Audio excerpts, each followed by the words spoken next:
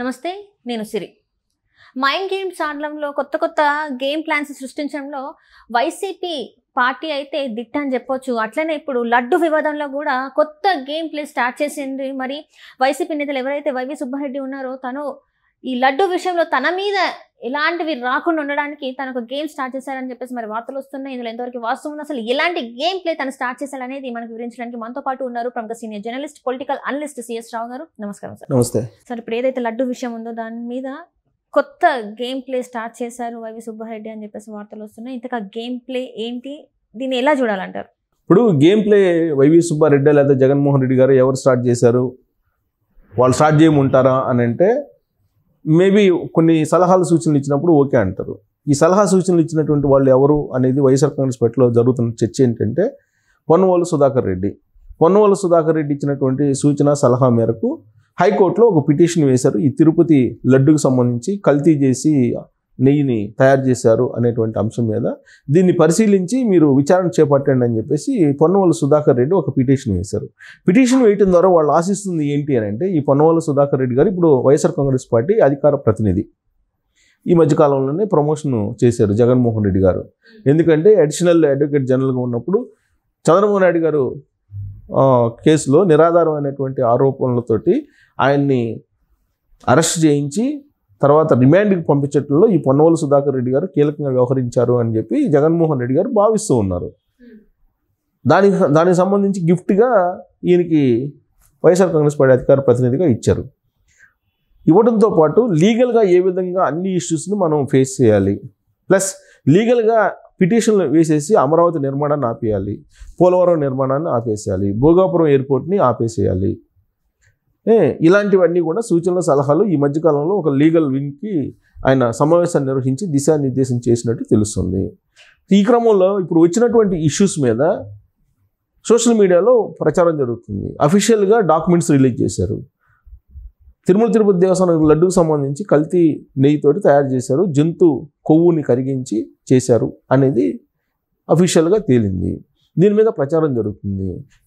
Almost జీవితానికి సరిపడా అపచారం చేశారు, మహాపాపం చేశారు అనేటువంటి అభిప్రాయానికి హిందూ సమాజం వస్తున్నటువంటి క్రమంలో ఈ ప్రచారాన్ని ఆపాలి అంటే మార్గం ఏంటి అంటే, పొన్నవోలు సుధాకర్ రెడ్డి గారు ఇచ్చినటువంటి సూచన ఏంటంటే లీగల్గా మనం పిటిషన్ వేద్దాం, పిటిషన్ వేసి దాన్ని కనుక మనం పిటిషన్లో కనుక పొందుపరిచి మనం విచారణకి వెళ్తే దాని మీద స్టే ఇస్తారు, లేదంటే మీడియా చేస్తున్నటువంటి ప్రచారాన్ని ఆపమని చెప్పి డైరెక్షన్ ఇస్తుంది. దాంతో ఈ ప్రచారం ఆగిపోతుంది, కొన్ని రోజుల తర్వాత మర్చిపోతారు దీన్ని అనేటువంటి ఒక సలహా సూచన పొన్నవోలు సుధాకర్ రెడ్డి గారు ఇచ్చారు అని చెప్పి తెలుస్తుంది. దాన్ని బేస్ చేసుకొని ఇప్పుడు వైవి సుబ్బారెడ్డి కానీ లేదా జగన్మోహన్ రెడ్డి గారు కానీ పిటిషన్ వేయడానికి రెడీ అయిపోయి పిటిషన్ వేశారు.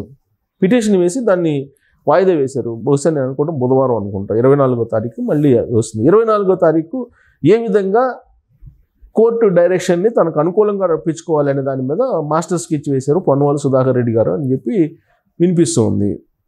రకరకాల న్యాయ కోవిధులు చెప్తున్న దాని ప్రకారం ఏంటంటే, గతంలో కవిత జైలుకి వెళ్ళినప్పుడు లిక్కర్ స్కామ్లో ఆమె మీద మీడియా చిలవలు పొలవలు చేసేసి ఆమె మీద కథనాలు ఇచ్చేసింది. ఆమె తెలంగాణ బిడ్డ, ఆమె బతుకమ్మ అని చెప్పి హైలైట్ అయిపోయి ఇప్పుడు లిక్కర్ స్కామ్లో ఇరుక్కుంది. తిహార్ జైల్లో ఆమె రకరకాల ఇబ్బందులు పడుతుందని చెప్పి ఎవరికి తోచిన విధంగా వాళ్ళు ప్రచారం చేశారు. ఇలాంటి ప్రచారాన్ని ఆపడానికి ఆ రోజున హైకోర్టులో పిటిషన్ వేసి ఇంక నుంచి ఎవరు కూడా కవిత గురించి న్యూస్ రాయటానికి లేదు, పోస్టులు పెట్టడానికి లేదు, అలా పెడితే కనుక మేమే చర్యలు తీసుకోబోండి అని చెప్పేసి ఒక డైరెక్షన్ని కోర్టు నుంచి తీసుకురాగలిగారు కవిత. ఆ సందర్భాన్ని గుర్తు చేసుకుంటూ, అలాగే ఇప్పుడు తిరుపతి దేవస్థానం సంబంధించిన లడ్డు కల్తీ నెయ్యితో తయారు చేశారని చెప్పి దాని మీద రకరకాలుగా ప్రచారం జరుగుతున్నటువంటి క్రమంలో కొంతమంది విదేశాల నుంచి కల్తీ జంతువులకు సంబంధించినటువంటి బీఫ్ సంబంధించినటువంటి కొవ్వుని కరిగించి తీసుకొచ్చి దిగుమతి చేసి ఈ కల్తీ నెయ్యిని తయారు చేశారని చెప్పి కొంతమంది ప్రచారం చేస్తూ ఉన్నారు. మరికొంతమంది కాదు కబేళాల నుంచి తీసుకొచ్చారని చెప్పి మరికొంతమంది చేస్తున్నారు. ఇలా రకరకాలుగా చేస్తున్నటువంటి క్రమంలో ఈ ప్రచారాన్ని ఆపాలంటే ఒకటే మార్గం, లీగల్గా మనం ఒక పిటిషన్ వేద్దామని చెప్పి నిర్ణయించుకున్నారు. ఆ పిటిషన్ వేశారు. లంచ్ మోషన్ పిటిషన్ వేశారు. లంచ్ మోషన్ పిటిషన్ ఎప్పుడు వేస్తారు? అత్యవసరం అయినప్పుడు వేస్తారు. ఏంటి అత్యవసరం? దీనికి అత్యవసరం ఏంటి? తిరుపతి దేవస్థానం లడ్డుని కల్తీ నెయ్యితో తయారు చేశారు, అది ప్రూవ్ అయింది, ఈవో బయట పెట్టారు. దీన్ని అత్యవసరంగా విచారించాలని చెప్పి ఎందుకు పెట్టినట్టు? ఏమైనా ప్రాణం పోయేది అవకాశం ఉందా? లేదు కదా. అంత అత్యవసరం విచారించాల్సిన అవసరం లేదు. లంచ్ మోషన్ పిటిషన్ వేశారంటే దాని వెనుక ఉన్నటువంటి కుట్ర ఏంటి అనేది ఆలోచించాలి. అక్కడ ఉండేటువంటి కొంతమంది న్యాయ కోవిదులు చెప్పేది ఏంటంటే ఏం లేదు, very simple, lunch motion petition ఇస్తే ఆ పిటిషన్కి సంబంధించి ఒకవేళ డైరెక్షన్ ఇస్తే కనుక ఈ ప్రచారాన్ని ఆపేయండి అని అంటారు. ఆ ప్రచారాన్ని ఆపేస్తే కొన్ని రోజులకు మర్చిపోతారు. అది వాళ్ళ టార్గెట్ అనేది చెప్పుకుంటున్నటువంటి మాటలు. సో కాబట్టి ఇలాంటి పరిస్థితుల్లో ఒక మాస్టర్ స్కెచ్ వేసింది పొన్నవోలు సుధాకర్ రెడ్డి. ఆ పొన్నవోలు సుధాకర్ రెడ్డి ఇచ్చినటువంటి స్కెచ్ని అమలు చేయాలి, అమలు చేయించండి అని చెప్పింది వైవి సుబ్బారెడ్డి గారు. సో వైవి సుబ్బారెడ్డి గారు, పొన్నవోలు సుధాకర్ రెడ్డి గారు, జగన్మోహన్ రెడ్డి గారు వీళ్ళందరూ కలిసి లాస్ట్కి న్యాయస్థానాలను కూడా తప్పుదోవ పట్టించే ప్రయత్నం చేస్తూ ఉన్నారు. ఒకవేళ రేపు 24వ తారీఖు కనుక డైరెక్షన్ ఇస్తే కనుక ఏమిస్తుంది? తిరుపతి లడ్డుని కల్తీ నీతో తయారు చేయలేదని చెప్పదు కదా, చెప్పే అవకాశం లేదు కదా. ఎలా చెప్తుంది? వీళ్ళు ఇచ్చేసి అసలు డాక్యుమెంట్ ఏంటి? వీళ్ళు అఫీషియల్ డాక్యుమెంట్ అయితే కోర్టుకు సబ్మిట్ చేయాలి కదా. ఏదో ఒకటి ఇది కల్తీ కాదు, ఇది నవనీత పథకం నుంచి తయారు చేసినటువంటి నెయ్యి అని చెప్పలేదు కదా. అసలు నవనీత పథకం ఏంటి ఏందో కూడా తెలియదు ఆయనకి. తెలియకపోగా ఆయన ఏమన్నారు నిన్న, సూపర్ స్వామి అని చెప్పి అన్నాడు. ఎవరిని? వైవి సుబ్బారెడ్డిని. సూపర్ స్వామి అంట. అంటే స్వాముల్లో సూపర్ స్వామి సూపర్ స్వామి అని చెప్పి ఆయన ప్రెస్ మీట్లో అనేక సార్లు స్వామి వాళ్ళు వేసుకున్నారు కాబట్టి అతని కన్నా గొప్ప వాళ్ళు ఉండరని చెప్పేసి ఆయన మాట్లాడారు. అయ్యప్ప మాల ఎన్నిసార్లు వేసుకుంటే అంత పెద్ద సూపర్ స్వామి అవుతారు అనమాట జగన్మోహన్ రెడ్డి గారి లెక్కలో. గురుస్వామి లాగా అదే చెప్పేది. అంటే అయ్యప్ప మాల వేసుకున్న వాళ్ళు స్వాములు అయిపోతారు, మహాస్వాములు అయిపోతారు.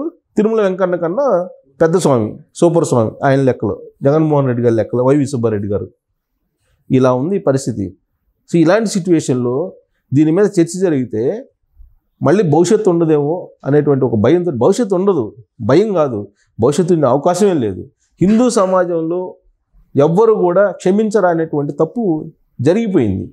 ఆయన బహిరంగంగా తప్పు జరిగిందని చెప్తే ఏమన్నా కొంత దానికి ఏమన్నా లాభం ఉంటుంది, లేదంటే ఈ సీరియస్నెస్ తగ్గుతుంది. అలా కాకుండా దీన్ని న్యాయస్థానాల్లోకి వెళ్ళి మీరు ప్రచారం చేయొద్దు, సోషల్ మీడియాలో ఆపేసేయండి, లేదంటే మీడియాలో ఆపేసేయండి, ఈ లడ్డు గురించి అసలు మాట్లాడొద్దు అని చెప్పించేటువంటి ప్రయత్నం, అలాగే న్యాయస్థానాలకు తప్పుడు సమాచారం, తప్పుడు నివేదికలు ఇచ్చేటువంటి ప్రయత్నం జరుగుతుంది. దానికి ఆద్యుడు, దానికి సూత్రధారి, కర్త, కర్మ, క్రియ పొన్నవోలు సుధాకర్ రెడ్డి గారు అయితే మిగతా వీళ్ళిద్దరూ ఎలాగో ఉన్నారు. ఎందుకు పొన్నవోలు సుధాకర్ రెడ్డి గారిని అంతలా నమ్ముతున్నారు వాళ్ళంటే, పొన్నవోలు సుధాకర్ రెడ్డి గారు దాదాపుగా జగన్మోహన్ రెడ్డి పార్టీ పెట్టినప్పటి నుంచి, పార్టీ పెట్టక ముందు నుంచి కూడా పరిచయాలు ఉన్నాయి వాళ్ళిద్దరికి అని చెప్పి షర్మిల గారు చెప్తున్నారు, నేను చెప్పడం కాదు. రాజశేఖర రెడ్డి గారు చనిపోయిన తర్వాత కిట్ పోకో కేసుకు సంబంధించినటువంటి పిటిషన్లో రాజశేఖర రెడ్డి గారి పేరుని కూడా ఈయనే చేర్పించాడని, ఎవరు? పొన్నవోలు సుధాకర్ రెడ్డి గారే చేర్పించారు, ప్లస్ జగన్మోహన్ రెడ్డి గారు చెప్పారు అని చెప్పి షర్మిల గారు చెబుతున్నారు. అంటే వీళ్ళిద్దరు కలిసి ఆ రోజున కిట్ పోకో కేసులో రాజశేఖర రెడ్డి గారిని కూడా, చనిపోయినటువంటి రాజశేఖర రెడ్డి గారిని కూడా చేర్పించారు వీళ్ళు. అంటే అంత కుట్రపడినారని షర్మిల గారు చెప్తున్నారు. అంత బలమైనటువంటి బంధం వాళ్ళ మధ్య ఉంది కాబట్టి ఇప్పుడు దీని నుంచి బయటపడేయడానికి పొన్నవోలు సుధాకర్ రెడ్డి గారు తప్ప మరొక మార్గం లేదు. ఆయన ఇచ్చిన డైరెక్షన్ బాగుందని చెప్పి వాళ్ళు నమ్ముతున్నారు. బట్ కోర్టు మరి 24వ తారీఖు ఏం చెప్తుంది అనేది మనం వెయిట్ అండ్ సీ.